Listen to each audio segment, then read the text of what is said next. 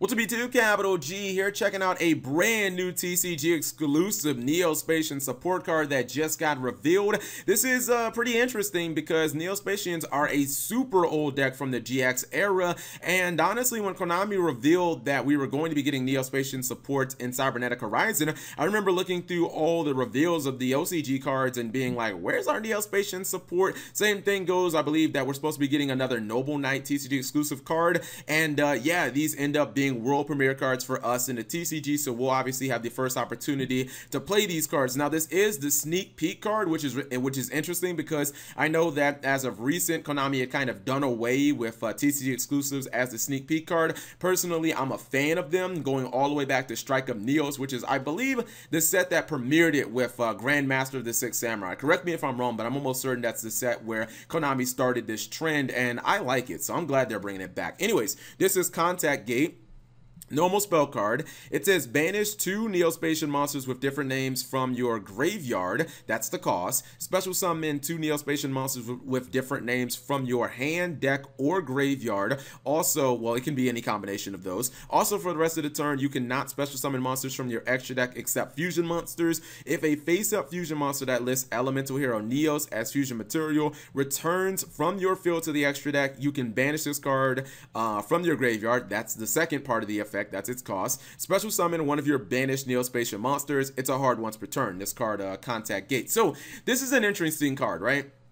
And I actually think that the card itself is pretty good. I just don't think that it's going to make up for the deficiencies of Neo-Spacians, the archetype as a whole. I still think that they're completely ass, that they're just completely terrible. If you don't know, Neo-Spacians are Contact Fusion. They were the first Contact Fusion deck from GX before Gladiator Beast. And the real problem was the fact that, like, the monsters weren't very good standalone.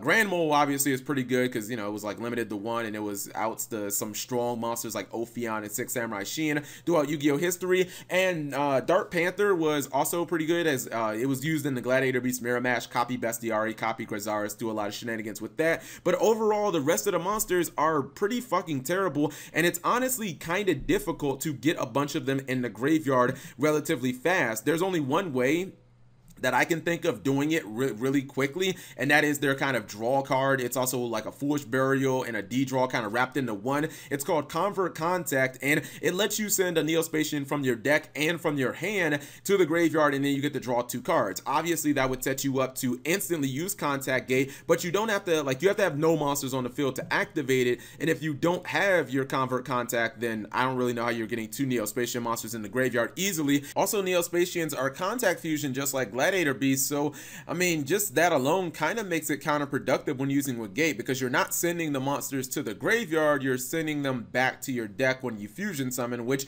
kind of makes it more difficult to get monsters in your graveyard to banish to activate your Gate in the first place. And the reason that the second effect is there, where it says if a monster that has you know, Neos as a material tags back or goes to your extra deck, that's because the Neos cards, like, they all, well, these fusion monsters, they all tag themselves back into the deck during the end phase of the turn that you summon them. It's incredibly stupid. It's one of the reasons why, like, Gladiator Beast instantly power crept Neo-Spacians the second they came out, because they were basically what Neo-Spacians were doing, but about 10 times better and without any of the deficiencies. And honestly, none of the Neos cards, like Air Neos, Marine Neos, they're not even really that good of cards anyways when you funnel all your resources into them and then they just tag back into your deck. Like, it feels so bad because you've essentially lost everything that you've put your resources into. I mean, it works really well for like an anime deck, but overall not very good for competitive Yu-Gi-Oh. To me,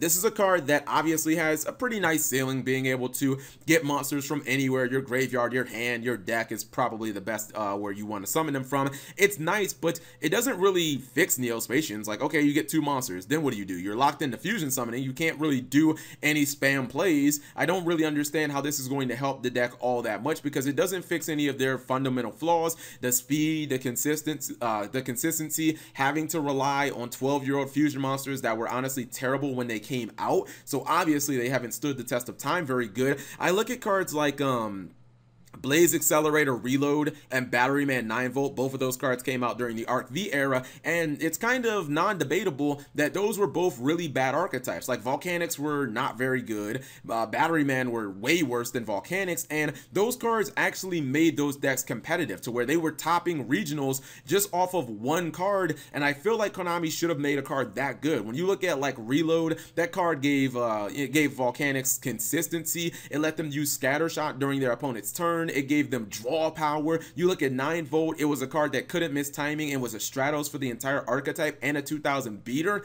Like, those cards fixed the entire archetypes.